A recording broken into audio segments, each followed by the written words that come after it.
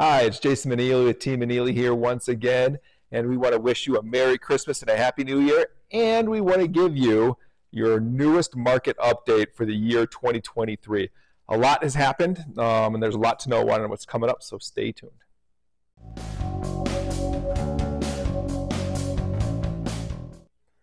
All right, so 2023 was a crazy year for real estate. Lots of things changed. It wasn't business as normal compared to the pandemic and a couple of years prior to the pandemic, so things changed a lot. And so we want to discuss that and discuss what we're thinking about 2024. So the first thing that we always talk about is inventory. Our inventory was and has been historically low for the last several years. When we started off 2023, our inventory was low, and guess what? It's still low. It's a couple higher. We were at right around 1,000 at the beginning of 2023, and I think as of today, which is Wednesday, the 13th of December, we are about 1,070 or so, right around there. So we haven't seen a huge uptick, and we really would like to see more houses on the market. However, with that said, the lower the house price, or the lower our number of houses of inventory, the higher our prices staying, right? There's still that supply and demand that's going on. So with that said, our prices, everybody always wants to know what's happened with our prices. Our prices really haven't dipped very much at all. Our total median sales prices only dropped by a little less than 5%, 4.91% to be exact. And that's over the course of all spectrums, from the luxury market all the way down to the first-time home buyers market. So we really haven't seen the reduction that a lot of other parts of the country have seen. So we're really pretty fortunate here. The biggest thing that we've seen is lack of sales. Our volume of sales has gone down by almost 13%, 12.9. And that's a big deal when you're talking about our days on market, who's looking, how long is your house going to sit on the market. So when we're not having the buyers that are looking out there, then that really affects our volume and the number of houses that are going to sell. So that's been one of our big challenges, is having buyers here to sell the actual number of homes that we would like to list. When we're talking about our volume and those type of things, we also want to think about our days on market. Our days on market has gone up from about 47 at the turn of the year to right now we are at about 57.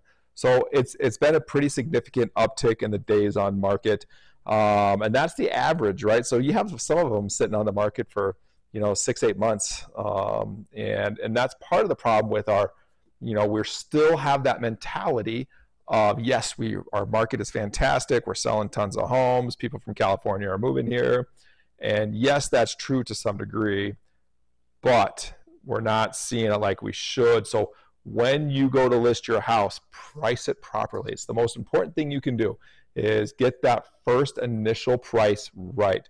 If you overprice it, you're really going to struggle trying to get that house sold from the get-go. So the last thing I want to touch on here real quick is, what do we expect for 2024? So we know that our volume of sales is down, our interest rates are high, that we don't have a great inventory on the market. So my expectation is that I think we'll see a little bit of growth, not a ton. We won't go back to what we saw in 2019, 2021, but we will see some growth. We have seen different expectations from different markets, and we think that somewhere Prescott will see about a 7 to 8% growth in 2024, and that's got a couple variables and dependence on it.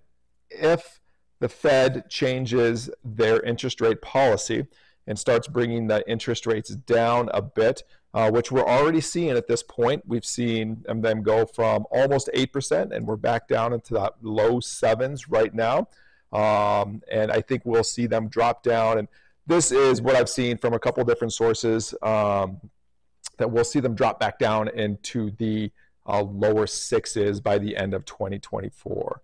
So just understand, this is going to be the normal for a while. If you want to buy a house, it's better to buy one now before there's a frenzy on houses again. So you would rather buy the house at $600,000 with a 7% interest rate than $800,000 with a 3% interest rate. If that makes sense, it is important because that will make a big difference on how you are pricing your house, right?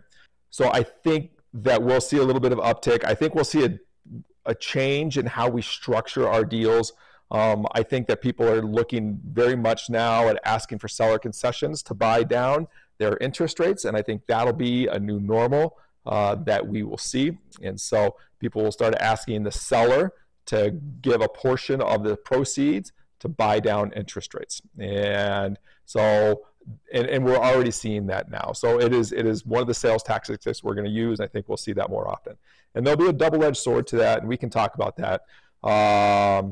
So I hope that this information you find useful. And if you guys have any questions, please give me a call. It's hard to put all this information into a 5-minute little video, but I'd be happy to talk to you about it. And so give me a call, shoot me an email, reach out however you want to do it. We're all over social media and everywhere you can find us. So I've got one more plea for you, and I'm hoping you guys can help us out with this a bit. We are trying to increase our presence on our reviews for Google and a couple of those other websites. I'm hoping that we can reach out to you and ask for your support in giving us a review for our Google reviews. So expect a phone call from either Amy or I. We'll talk to you about that a little bit more, but that helps us out. We live and die by our reviews. So hope all is well. We'll talk to you soon, and thanks very much.